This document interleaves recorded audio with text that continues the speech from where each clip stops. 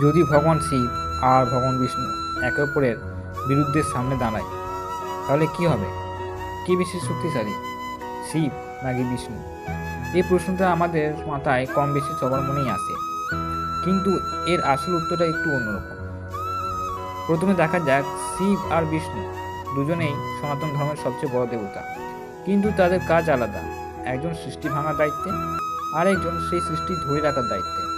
আজ আমরা একদম সহজভাবে বুঝবো শিব আর বিষ্ণুর শক্তির মধ্যে আসল পার্থক্যটা কোথায়, আর শেষে জানবো আসল সত্যটা কি। প্রথমে কথা বলি ভগবান শিব সম্পর্কে। শিবকে বলা হয় মহাদেব, মানে দেবতাদের মধ্যে সবচেয়ে বড়। কিন্তু শিবের একটা ইন্টারেস্টিং ব্যাপার আছে। উনি যেমন ধ্বংসের দেবতা, তেমনি আবার শান্ত, নির্লিপ্ত, যোগীও। শিবের সবচেয়ে বড় শক্তি হলো তার তৃতীয় চোখ। এই চোখটা যদি খুলে যায়, তাহলে যেটার দিকে তাকাবেন সেটা ধ্বংস হয়ে যাবে। তারপর আসছে তাণ্ডব। তাণ্ডব নাচ মানে শুধু নাচে না, এটা একটা শক্তির প্রকাশ। শাস্ত্রে বলা হয়, যদি শিব সম্পূর্ণ শক্তিতে তাণ্ডব করেন, তাহলে পুরো সৃষ্টি শেষ হয়ে যেতে পারে। আর একটা বড় বিষয়, শিব সময়ের বাইরেও অবস্থান করেন, মানে সময় থেকে কন্ট্রোল করতে পারে না, বরং উনি সময়ের উপরে। তাই অনেক সময় অনেক জায়গায় তাকে মহাকালও বলা হয়। আর একটা জিনিস, শিব সাধারণত শান্ত থাকেন, কিন্তু যখন রেগে যান তখন তাকে থামানো খুব কঠিন হয়ে যায়। এবার আসছি ভগবান বিষ্ণুর কথায়। বিষ্ণুকে বলা হয় এই সৃষ্টির পালনকর্তা, মানে পৃথিবীতে ভারসাম্য ঠিক রাখা, এই কাজ তার। বিষ্ণুর সবচেয়ে বড় শক্তি হল তার অবতার নেওয়া। তিনি বিভিন্ন যুগে বিভিন্ন রূপে জন্ম নেন, যেমন রাম, কৃষ্ণ ইত্যাদি, যখনই পৃথিবীতে অন্যায় বেড়ে যায়। আর আছে তার সুদর্শন চক্র। এটা একটা অস্ত্র যেটা কখনো লক্ষ্য মিস করে না। আর একটা খুব ইন্টারেস্টিং শক্তি, মায়া।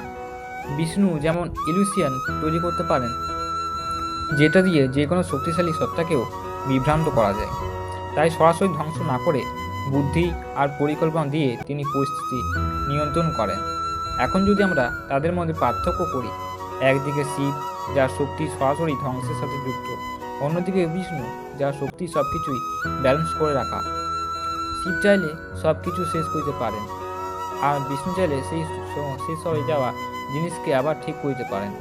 তাই এখানে প্রশ্নটা শুধু কে বেশি শক্তিশালী এটা না, বরং প্রশ্নটা হলো কার কাজটা কি। এখন আসল কথা বলি, সনাতন ধর্ম অনুযায়ী শিব আর বিষ্ণু আসলে আলাদা নন। অনেক শাস্ত্রে বলা হয়েছে তারা একই শক্তি দুইটা রূপ। মানে একটা শক্তি যখন ধ্বংসের রূপ নেয়, তখন তাকে আমরা শিব বলি, আর যখন সে শক্তি রক্ষা করার কাজ করে, তখন তাকে আমরা বিষ্ণু বলি। তাই শেষে এসে প্রশ্ন বদলে যায়, কে বেশি শক্তিশালী এইটা আসল প্রশ্ন না। আসল কথা হলো দুজনেই একই শক্তি, শুধু কাজ আলাদা। যেখানে শিব আছেন সেখানেই বিষ্ণু আছেন, আর যেখানে বিষ্ণু আছেন সেখানে শিবও আছেন। যদি ভিডিওটা ভালো লাগে তাহলে কমেন্টে হার মহাদেব লিখতে ভুলো না, আর এরকম ভিডিও পেতে চ্যানেলটাকে সাবস্ক্রাইব করতে ভুলো না।